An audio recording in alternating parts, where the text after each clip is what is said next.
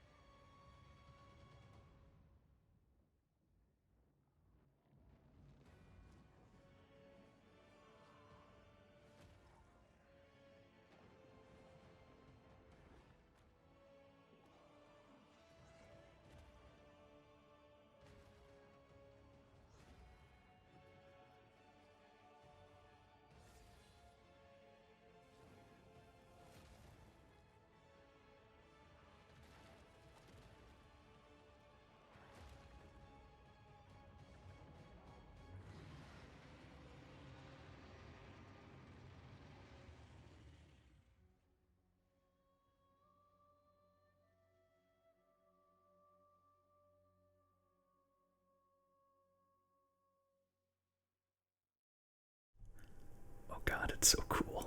Okay, where to start?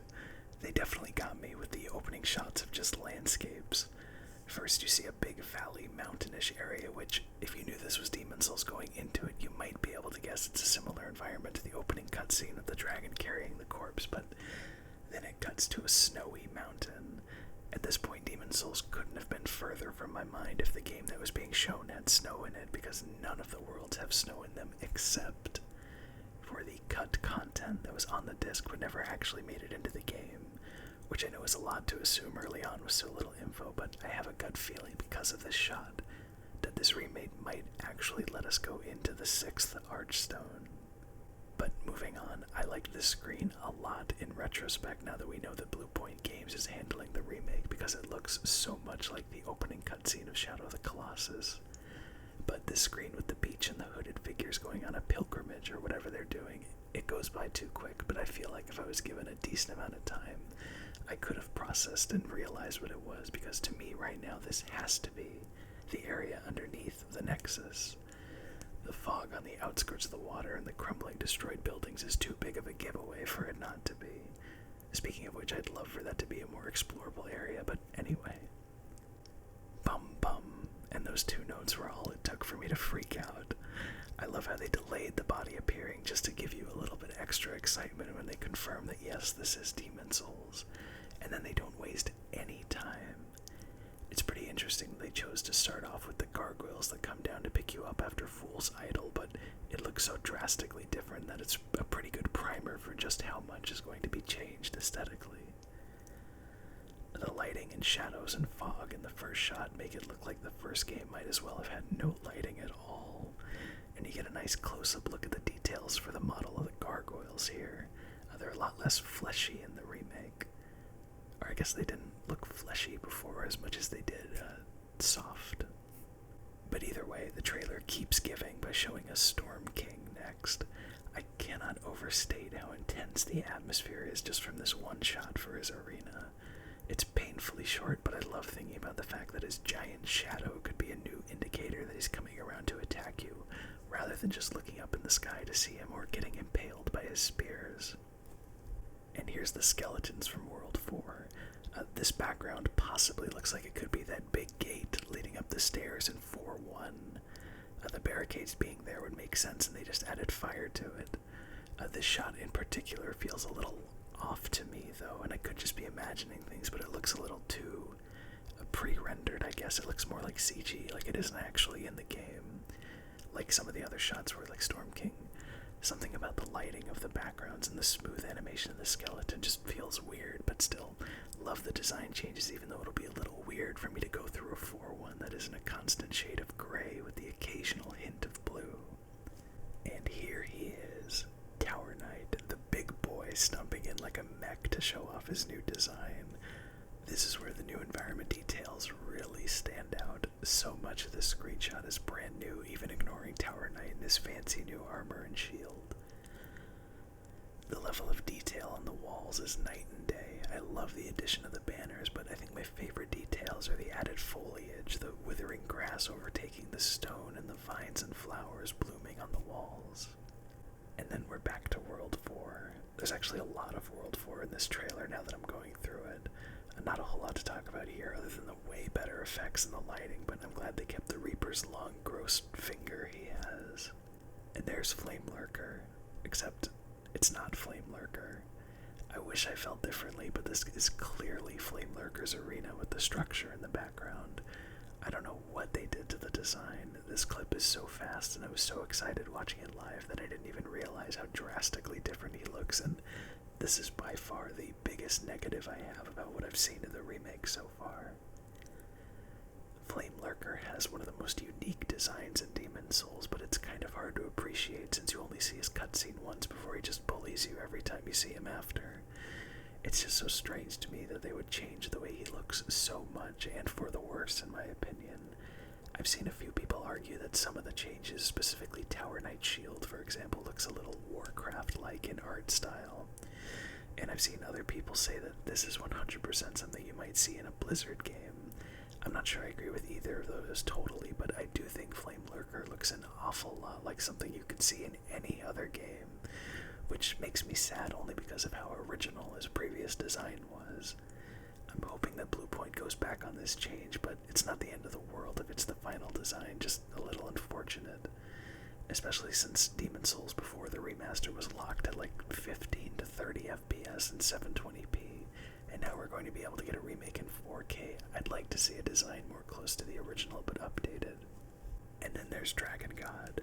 This is obviously pre-rendered, but I definitely didn't expect them to mess up Dragon God, and they didn't, of course.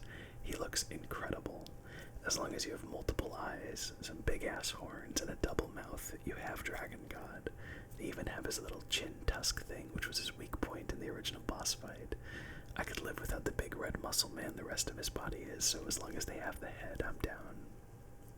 And I think that's all I really have to say about the trailer. It's unfortunately really short, but it's so exciting watching it over and over again, and I'm so eager to see what else there is, but it's just a waiting game now.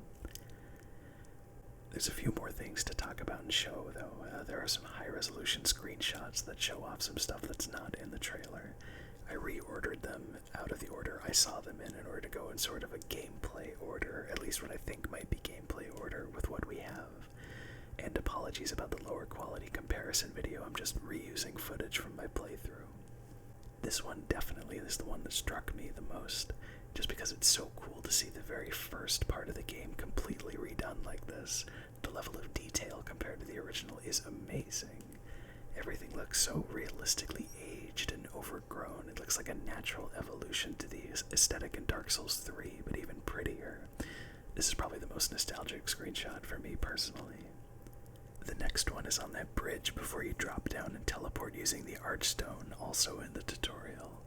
You can see that they changed the item pickups to be blue like in Dark Souls instead of yellow.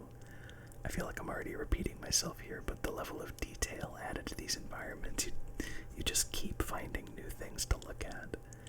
The biggest eye catch here is definitely how much more fleshed out the structure above the first tutorial area is. Speaking of Dark Souls 3, it's kind of reminiscent of the High Wall of Lothric. I especially love how it's not all stone either. There's a lot of wooden beams and rafters on it. I just wish this screenshot would start moving and drop down to fight some dreglings.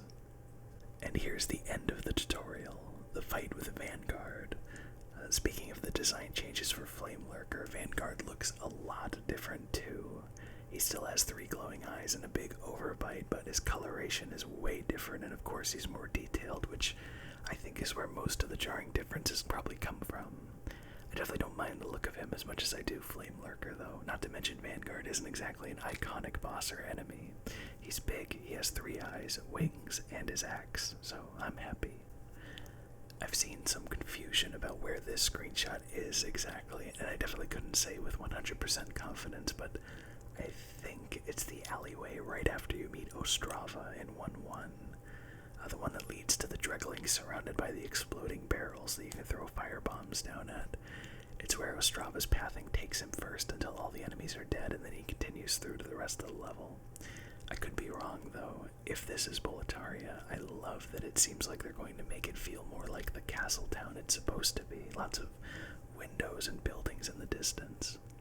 Alright, this one is absolutely crazy because it's definitely the castle corridor before the bridge with the dragon, the one that has the conspicuous purple light for no reason.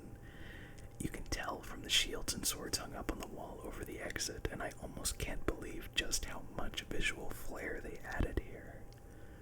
What used to be a clean castle corridor is now overgrown with vines, ivy, and even roots stretched across the ground in addition to the rubble and the dirt. More banners to the left, too. It feels like they're really going all in with Boletaria being a fallen kingdom for so long that nature is starting to reclaim it, which is honestly a great direction to take it in, and it adds so much atmosphere. It really makes Boletaria feel like the fallen, decaying country it is. And that's everything for the Demon Souls remake so far, I think. I can't help but wonder what differences the remake will have for us, though. When I first realized that Bluepoint was handling the remake, I thought it was a pretty safe bet to assume it would be similar to how they handled Shadow of the Colossus, where everything was exactly the same but infinitely prettier, even down to the controls and the gameplay feeling no different at all.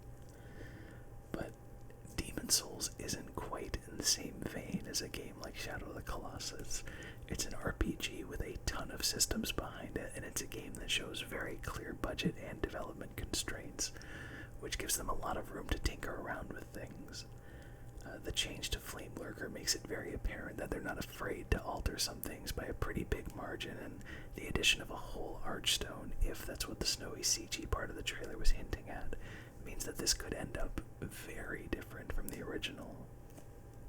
And I'm definitely not opposed to that. I don't mind change, but on a design level, a lot of the boss fights, for example, in Demon Souls are a lot more gimmicky and vaguely puzzle-esque than they are in the rest of the Souls games, and to me it would be unfortunate if they bridge that gap by making the gimmick bosses more about mechanical skill than figuring out the trick behind them, I guess. Dragon God is definitely the most gimmicky out of all of them, to the point where it's kind of a bed of chaos beta, and I can't say I would be disappointed if that got turned into a proper boss battle, but fights like Fool's Idol and Armor Spider I hope are similar enough, but just expanded on if they want to make them feel a little bit less gamey. And then there's the question of how the 6th Archstone will be handled, if it exists. I can't imagine that Bluepoint would develop new content without the approval or influence of FromSoft, particularly Miyazaki, and the original game also had a snowy area in the opening cutscene, but Bluepoint said in an interview a while back that after Shadow of the Colossus, their next project is seen as, quote, a re-envisioning that goes well beyond what we thought was possible on Shadow of the Colossus, So time will tell how different it'll be and what content will be added. But either way, you know me, I'm optimistic to a fault.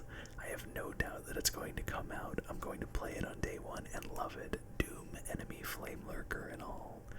I'm just reiterating here, but even if the remake changes some of the things I loved or appreciated about the original, it all gets outweighed by the fact that Demon Souls is going to be in the spotlight again. I mean, truthfully, it kind of never was as much as it deserved, and tons of people are going to be able to experience one of the best games ever made. Thank you a lot for watching, and I'd love to hear your thoughts on the remake too. Take care and stay safe. Umbasa.